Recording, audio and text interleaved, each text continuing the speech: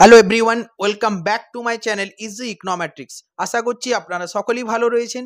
আজকের এই ভিডিওতে আমরা আলোচনা করব WBSLST 2025 ইকোনমিক্স সাবজেক্টের উপর যে এক্সাম হয়েছিল সেখানে একটা কনফিউজিং কোশ্চেন ছিল। In case of normal goods the substitution effects will be positive, negative, zero or equal to unity. Commission যে অ্যান্সার কি পাবলিশ করেছে সেখানে বলা রয়েছে in case of normal goods the substitution effect is negative. কিন্তু আগের ভিডিওতে কমেন্ট সেকশনে অনেকে জানিয়েছেন যে তারা পজিটিভ করে এসেছে। তাহলে সেক্ষেত্রে যারা পজিটিভ করে এসেছে তারা কি 1 নাম্বার হারাতে চলেছে, নাকি তারা চ্যালেঞ্জ করতে পারে? যদি তারা চ্যালেঞ্জ করতে চায় তাহলে তার জন্য প্রপার ডকুমেন্টস কোথায়? আজকের এই ভিডিওতে আমরা আলোচনা করব আপনি যদি পজিটিভ করে আসেন সেক্ষেত্রে কি কি ডকুমেন্টস আপনি সাবমিট করতে পারেন চ্যালেঞ্জ করার জন্য। আর দেরি না করে আমরা শুরু করতে চলেছি আজকের এই ভিডিও।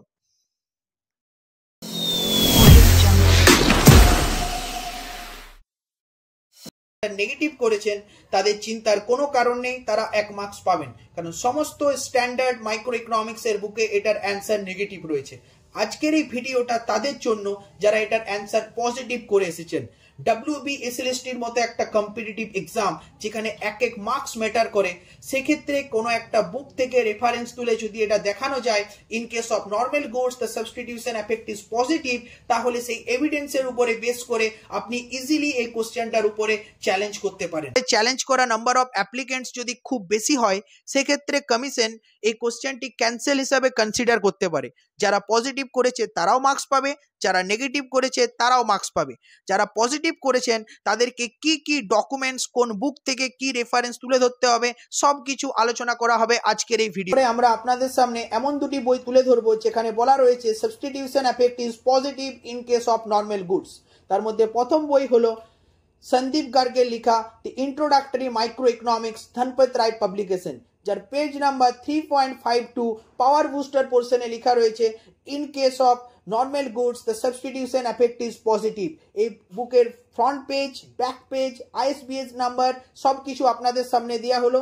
আপনারা এটা PDF বানিয়ে চ্যালেঞ্জ করতে পারেন। এবং আরো একটি বই আপনাদের সামনে তুলে ধরা হলো যেখানে বলা রয়েছে income effect is positive in case of normal goods.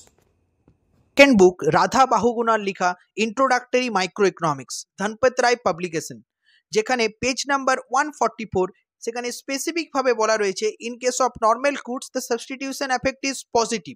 এই বুকের front page, back page, ISBN number, content page সবকিছু আপনাদের সামনে তুলে ধরা হলো। আপনারা চাইলে এটার PDF বানিয়ে রেফারেন্স হিসাবে ইউজ করে চ্যালেঞ্জ করতে পারেন।